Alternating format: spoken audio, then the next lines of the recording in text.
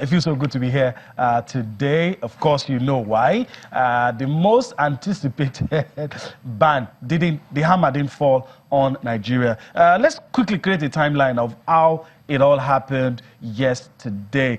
Cecilia, over the weekend, we were getting feelers that the federal government working around the clock to ensure that it didn't happen. Then early in the morning yesterday, the word came out, one statement came out that, look, the federal government is recognizing the Emergency Collect Board and, of course, is working with all stakeholders to ensure that all the crisis is sorted. At that point, we knew that, okay, the hammer may not fall. But we were still waiting for FIFA. And we didn't have to wait long. Towards evening, FIFA's letter came out acknowledging the moves by the federal government to ensure there's peace, there's sanity. Let me quickly read to you a paragraph from that letter confirming all the peace efforts and what got us to this position that we're in right now. Is a follow-up on the decision of the Bureau of FIFA Council on August 13. We were told that Nigeria will be banned on August 20 if we didn't put our house in order. So, dear General Secretary, this email was forwarded to the Nigerian Football Federation, to Mohammed Sanusi, the General Secretary, and it reads, we refer to the decision of the Bureau of FIFA Council dated August 13, 2018, which was communicated to you on the same day.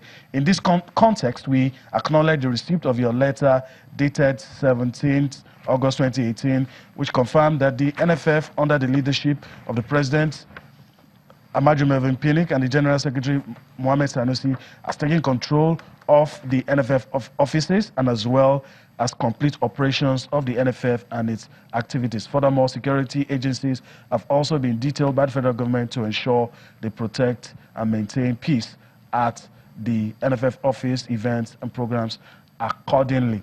So, this is a paragraph, and you can have it's right there on your screen. With all that done, FIFA acknowledging that, okay, steps have been taken. So the ban will not take effect, but there's a caveat. We will keep monitoring everything that is going on to ensure that there is compliance. Cecilia, I don't know about you, but a lot of people are relieved that everything sorted. Everything is sorted. Everything is sorted. We've had threats before, but this was different. At some point, it looked like it was going to happen. Yeah, I mean, we always know that when you have a federal government who is ready to maintain that football is not really, how do I put it, modeled up. It's not tussled with. We saw how Nigerians supported the Super Eagles when they were preparing for the Nations Cup. And even the Under-20 Women's World Cup, the four continents and all that, the balls, the goals and everything from social media everywhere. It shows that when you have so many things going on in Nigeria and all that, economic situation may not be bad, insecurities everywhere and all that, but when football somehow have a way of actually uniting people, so you wouldn't want that to really happen. So you wouldn't want the how do I put it? The populace, the society to really, we don't want someone to actually take that away from the people, because that's the only reason most times we smile these days, no matter what's going on. So if football is out of it, what's going to happen? I mean, we know we have other sports, but how big are the other sports? Because football, everyone, even you have some people who are, I know athletes, athletes who support different clubs and all that, who would do anything just support the Super Eagles and everything. So football is what you wouldn't want to toy with.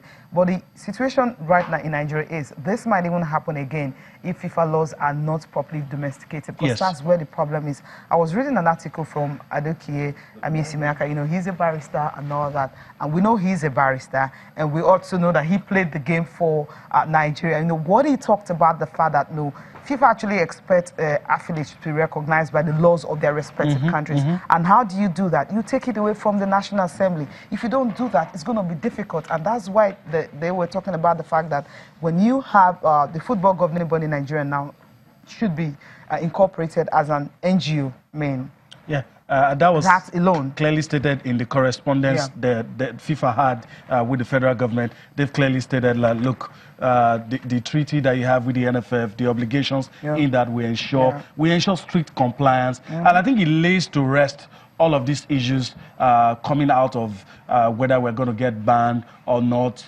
I think the government now will play the role that actually belongs to them, and hopefully, like you said, the things that we love will not be taken away from us. We're not going to be having any issues, you know, to grapple with. That letter we talked about earlier was written and signed by the FIFA Secretary General Fatma Samora. I just had to quickly point that out, because in times past people will question the validity of a letter.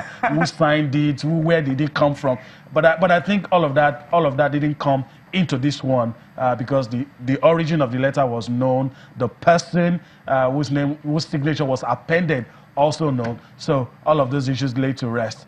So we'll see what happens as the days go by. All right, let me quickly introduce our guest. He just joined us now to give us his own perspective to all of these issues and a whole lot more. Bada Akintunde Johnson joins. It's been a while, but it's good to have you join us today. Feels good to be back. Thank you for having me. free only public holidays. And Baraka de Salah to our Muslim brothers and sisters. Yeah. All right. So, how do you feel? Relieved, I guess. Well, not necessarily. I actually am mostly embarrassed by this unnecessary drama, because we've been down this road many times in the past, and it's just shameful that, you know, we, as they say, always decide to wash our dirty linen outside and portray ourselves as a bunch of uncoordinated, unorganized people who don't respect rules or laws. We know what FIFA statutes say regarding football matters. We know what FIFA's position was always going to be on this particular, you know, issue. Yet, for some strange reason, the sport ministry took sides with the other party and began to threaten, you know, the legality or the legitimacy of the NFF as we knew it before the World Cup. We didn't think there was anything wrong going into that World Cup. It didn't seem like there was anything wrong with the legitimacy of the NFF board. As at then. All of this started to, you know, come out after Nigeria crashed out. And so there were insinuations that there may have been some personality clashes between the minister. As I said, allegations or suspicions. There was absolutely no concrete fact or evidence to show that this was the case. But if the events that followed the World Cup almost lead me to believe that that probably was the case. Someone felt like, oh, we're going to call FIFA's bluff. No one is going to hold us to ransom. FIFA is going to ban us. If they want to ban us, let them ban us. But all of that was unnecessary, because we knew that end of day, Nigeria, as a footballing country, couldn't afford, you know, a ban from FIFA.